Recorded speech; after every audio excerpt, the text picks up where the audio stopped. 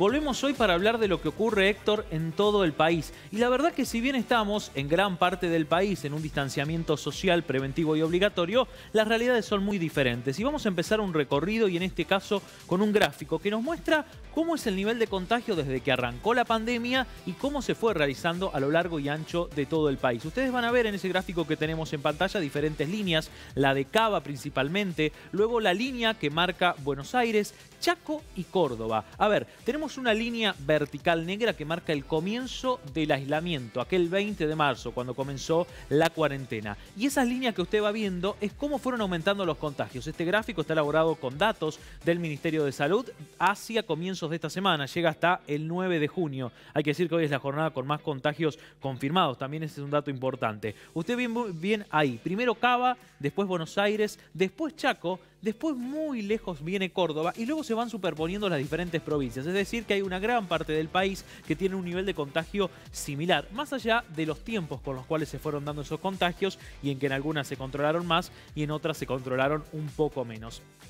Queríamos compartir este gráfico para mostrar los dispar de la situación que tiene nuestro país. Cómo está Cava, Gran Buenos Aires, también complicados, incluso hacia el arranque de esta semana, como se elaboró este gráfico, y hasta estos días, ya finalizando esta semana, la primera con distanciamiento en gran parte del país. Bueno, la situación en Cava también se complejizó, como se complejizó en Chaco, que ya vamos a estar hablando de eso, y también en otras provincias argentinas. Particularmente lo que vamos a hacer ahora es viajar imaginariamente hacia una ciudad que tiene una particularidad y que venimos siguiendo lo que ocurre en ese lugar como lo vienen haciendo las autoridades argentinas. Vamos a viajar a Bernardo de Irigoyen. Tenemos algunas imágenes para compartir de esta ciudad, que es una ciudad que tiene una particularidad. A ver, nuestro país con Brasil, que es el país que está tercero en la línea de muertes a nivel mundial y que es nuestro vecino país, tiene 1.200 kilómetros de frontera. Particularmente, gran parte de esa frontera está en Misiones. Y en Misiones, la mayoría de la frontera es frontera seca. Pero particularmente, tenemos un mapita por ahí, señor director,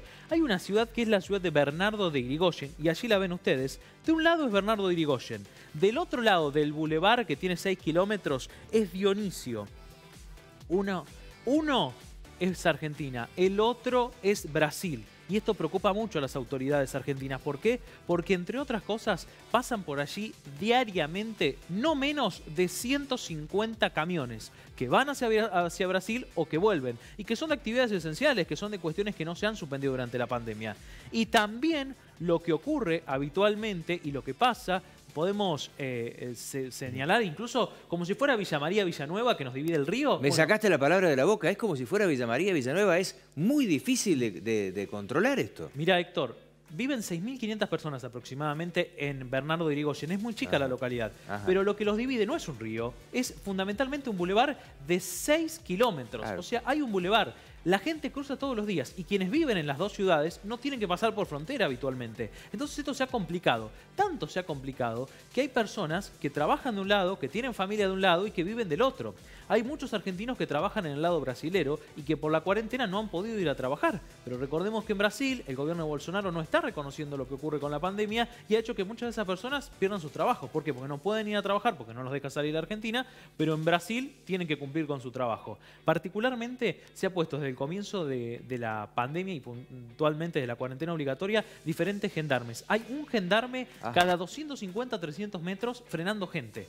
Entienden las autoridades. El intendente lo escuchaba hoy en algunas declaraciones a medios de la provincia de Misiones, que es Guillermo Fernández, el intendente de Bernardo de Irigoyen, decía, la verdad que se nos complica mucho. Entendemos que hay gente que tiene que trabajar, entendemos que hay gente que tiene dividida la familia y por eso el gobierno nacional ha enviado algunas cuestiones que tienen que ver con créditos especiales más allá del ATP, más allá de las diferentes créditos que se dieron a monotributistas y demás, a personas que tienen su trabajo, por ejemplo, del lado brasilero y que no pueden pasar a trabajar por esta pandemia. Particularmente 150 camiones pasan por allí todos los días. Hay que recordar que la persona que falleció en Misiones era un camionero que viajó hasta Brasil y si bien se cumplen todos los estrictos controles, es muy difícil contener a la gente. Dijo el intendente, nosotros estamos tratando de habilitar más actividades. Pero imagínate, Héctor, que es cruzar la calle ir a otro país y a una realidad totalmente diferente. Así que es una ciudad puntualmente, es uno de los pocos lugares de frontera con Brasil en la provincia de Misiones que tiene tanta población y que preocupa a las autoridades. Nos parecía una nota para seguir, lo están siguiendo incluso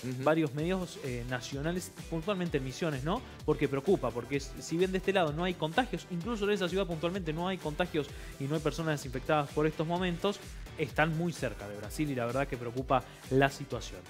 Preocupa la situación como preocupa en Chaco, una de las provincias del interior y de la Argentina tierra adentro, para decirlo mejor, que está complicada. Y tenemos los datos del reporte matutino, estamos esperando el reporte vespertino de lo que ocurre en Chaco, lo vamos a compartir ahora en placa para saber cuáles son los datos de esta provincia argentina. Y allí los tenemos, lo que ocurre, ¿no? Una de las provincias más afectadas. ¿Qué pasa con Chaco? Porque el número es muy alto en el comparativo proporcional de la cantidad de habitantes, Gaby. Bueno, lo que ocurre, Héctor, ¿recordás cuando hubo los brotes en Córdoba Capital, sí, también en Santa Fe? También empezaron los brotes en Chaco. En Santa Fe y en Córdoba se controlaron, en Chaco no los pudieron controlar. Mirá, hay hasta esta mañana, este es el reporte del mediodía, no ha salido el provincial de Chaco aún, 1.163 casos de COVID-19 en la provincia de Chaco. 909 están en resistencia. En la ciudad capital de Chaco hay circulación comunitaria, hay muchos problemas con esto y hay incluso algunas actividades que se han flexibilizado y que han vuelto ya para atrás en toda la provincia de Chaco. 516 personas ya fueron dadas de altas. Hay 65 personas que han fallecido en la provincia de Chaco, 61 pacientes internados, de los cuales 18 están en estado crítico. La verdad que complica, la situación es compleja y preocupa muchísimo a las autoridades chaqueñas lo que está pasando en esta provincia argentina, porque verdaderamente los números no dejan de crecer, los contagios se van confirmando día a día y parece que el brote no se puede controlar. Igualmente, Coqui Capitanich, el gobernador de la provincia, ha dicho que se van a habilitar algunas actividades comerciales en las próximas horas. Veremos bajo qué protocolos, veremos qué actividades se pueden habilitar teniendo en cuenta la circulación comunitaria y estos números que no paran de crecer. Bueno, Gaby, vos que traes todo el tiempo los informes de las diferentes provincias. Hay mucha diferencia del manejo de una provincia a otra.